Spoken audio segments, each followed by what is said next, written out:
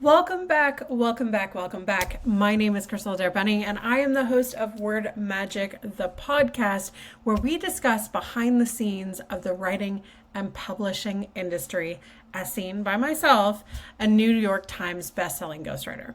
Now, today I wanted to talk to so many of you about the number one question I kept getting asked from my first podcast, which was, Crystal, how on earth do we know if we actually have a best-selling book idea and what actually makes a great book? So I sat down yesterday and I wrote myself a list, and I came up with kind of 6 main criteria that I think you need to have in order to have a best-selling book. This is going to cover everything, but mostly about what a good publisher is looking for. But I want to give you a caveat here. I think it's important that we go back to what the reader actually wants to read. But let's talk about it from the perspective of, what does a publisher think makes a great book? I'm going to throw in some sidetracks about what I think makes a great book along the way. So number one, if you want to have a great best-selling book, you're going to need marketability. So marketability is really just meaning that there's an audience who's going to buy your book. That there are, your book is on trend. It's meeting its reader demographics. It's got some current demand in the genre. So this means that you're not going off and writing something, you could be, but something that's never been written before. But ideally, your topic is hot. So for example, in the marketplace right now, ADHD is a super popular topic. Politics, super popular topic. Changing, making money, super popular topic. If you're picking something that's already got a big audience, it might be beneficial. Now, the caveat is, if you pick a niche that doesn't have as big of an audience, sometimes it's a big enough audience and there's not enough people talking about it that it can actually turn into a best-selling book. So kind of goes both ways. But marketability is literally just having people that are going to purchase your book. Like, they're super excited to purchase your book and they're ready to do that, because that determines the sales potential of your actual book. So if I am writing a book about, I'm writing a book about water, right? If I'm writing a book about water, is there enough of an audience for a book about water? Well, that depends on what I'm writing about. But let's say I'm writing about how we clean the oceans. Are there enough people that are going to purchase a book about cleaning the oceans to make it worthwhile to create said book? I don't know. We'd have to do some research on the trends, the demographics, and the demand for a type of book like that. But we also are going to check out your sales potential, meaning, what is your social media following? Do you have previous publications that you've been in? Are you writing for Forbes or Huffington Post or a local newspaper? Are you seen on TV? Are you getting booked on podcasts? All of these things tell us if there's a demand, if there's literally a market trend for who you are and what your voice is bringing to the table. So we're going to consider that as part of the marketability. And the third thing that's part of marketability, just as a grouping, a subheading, is, what unique selling point do you have? What viewpoint do you have? So many authors write books and honestly, they have no viewpoint. They cower to the reader. They don't want to offend or displace that person's perspective or idea. We're so afraid to stand on our hill and plant our flag that we posture and postulize to make everybody feel good in a book. The books that actually sell the best are the ones that have the strongest opinions. So for me, I want somebody that's got a strong opinion about the topic that I'm going to be selling, and that they're going to be writing about, a really strong content perspective and style that's going to stand out in a very crowded marketplace. So that's all about the marketability. Next, let's talk about the content, right? So you can have the most brilliant idea, but if you can't write it down, if you can't turn it into a best-selling novel, what good is it to you?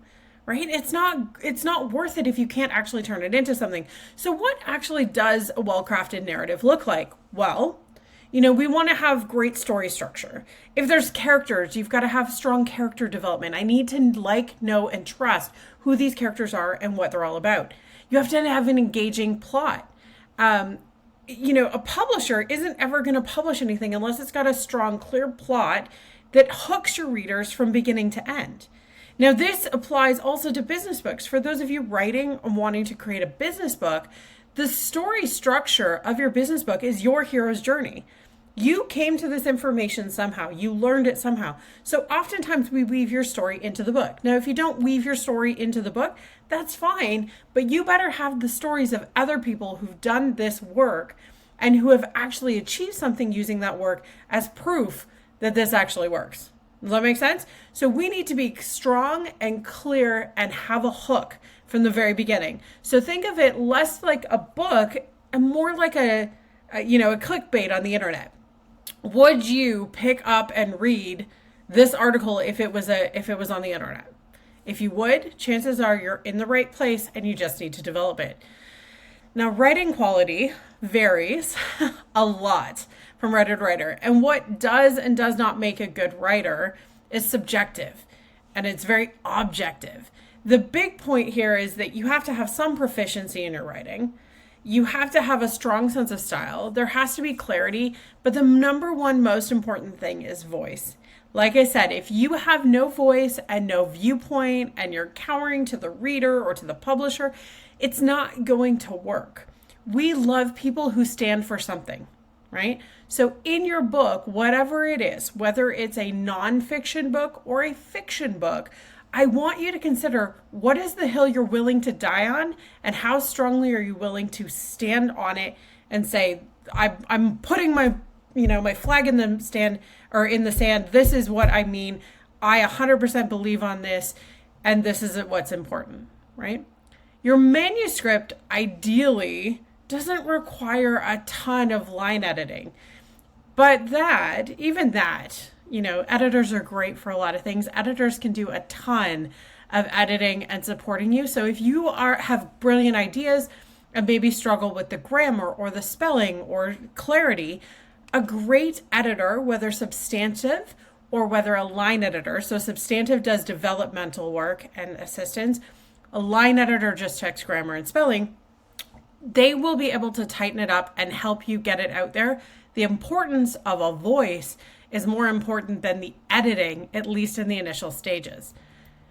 If your topic is relevant and it resonates, what does it mean to actually resonate? It means that it's universal and it speaks to contemporary issues that make you more appealing. And what I mean to say by this is that if you're writing a book, for example, about, say we're talking about how grass grows or something, and you live in Dubai and you want to sell your book in Dubai. I don't know if you've been to Dubai. There's not a lot of grass. There's not a lot of relevance in that. People in Dubai are not worried about what their grass looks like necessarily. So there's not a lot of universal relevance. However, if you're writing a book on the topic of transformation and coaching, there is relevance in that to a lot of people. If you're writing a book about grief, there's a lot of relevance to that and to people. We want to look at themes and relevance that have some kind of universal appeal.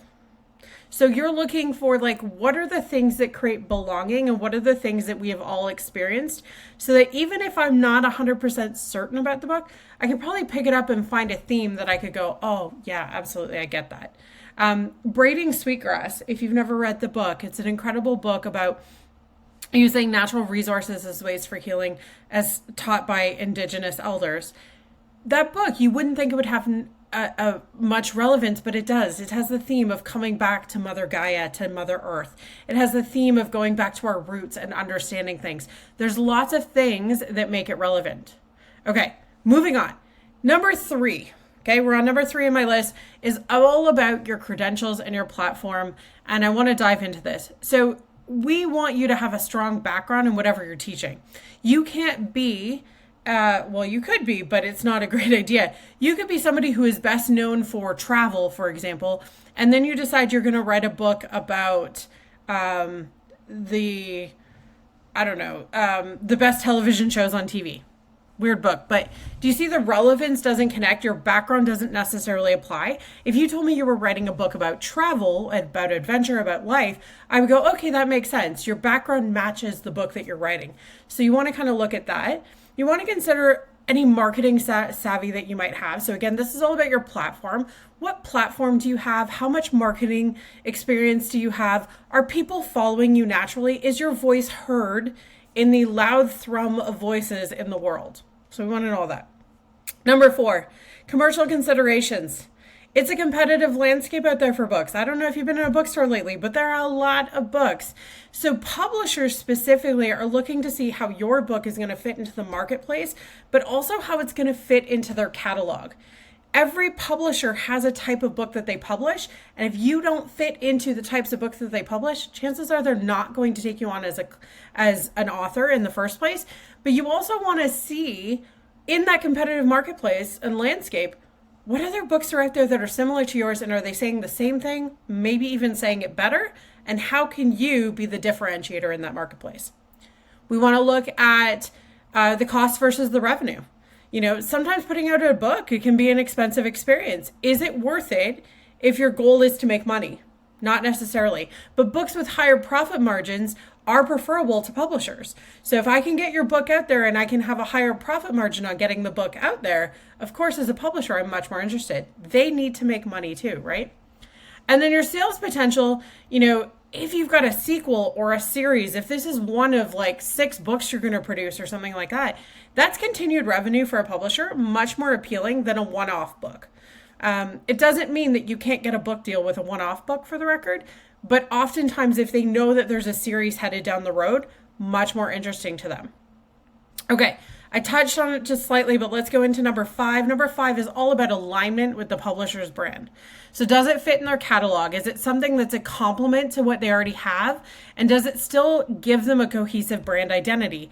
Think of publishers as their own brand. They have a brand. They produce certain things. Hay House isn't going to necessarily produce a book that's outside of the wooey spiritual realm. Just like, Penguin Random House isn't going to do certain other things that are not part of their brand identity. They're looking for long-term relationships, let's be honest. So they want to see if your debut shows significant promise, they want to keep you on. So they're looking for people that want to stay on with them long-term, even from the get-go. So building that relationship with the agent and with the publisher is super important if you're going to go the publisher route. That's going to make a big difference to them into whether they're going to say yes. And number 6, this is the big one for me. 6 is all about risk management. So what makes a really great book, in my minds, is all about risk management. And I know it's the unsexy part of publishing, but it's true. There are legal and ethical issues, right? Copyright infringement, ethical standards in publishing. If you're not living up to these, then why are you even writing? Right? If you're writing an entire book using AI, sorry, the copyright doesn't belong to you. It was crowdsourced and therefore it belongs to all of us. That does not make for a great book for a publisher to put their name behind. It also doesn't make a great book for you to put your name behind. So making sure you have all of your T's crossed and your I's dotted when it comes to writing your book is super, super important. And then I want you to consider the market risks, right? So publishers assess the risk factor for new authors based on a whole bunch of different things. And they basically go in and they'll do the research on what the topic is, what types of formats you're going to doing. If you're going to do something new that's never been seen before, how is it going to balance out against the potential rewards? And that's how they're going to choose whether your book is considered a good book or not a good book. Now, in my mind, I'm going to give you one bonus here, and this is a big bonus. I think that the best books that are written for the readers, not for the author. Yes, we tell our stories. Yes, we tell our journey, but the journey is for somebody else to pick up and read and follow so that they can have the shortcuts of the hard lessons that we had to learn along the way. So whether you're writing fiction or nonfiction, it does not matter. If your book is written for your reader, to learn something, to entertain them, to engage them, to connect with them, to persuade them, whatever it is, if they feel the humanity inside of you and it connects with them on a personal level so that they do be or create something different in the world, that to me is a strong and fantastic book. That's it. That's my list. You actually got 7 today. I hope that was great. That was a very fast 15 minutes. Thank you so much for tuning into the Word Magic podcast. We'll be back really soon with our next episode. And until then, if you have any questions, drop them below.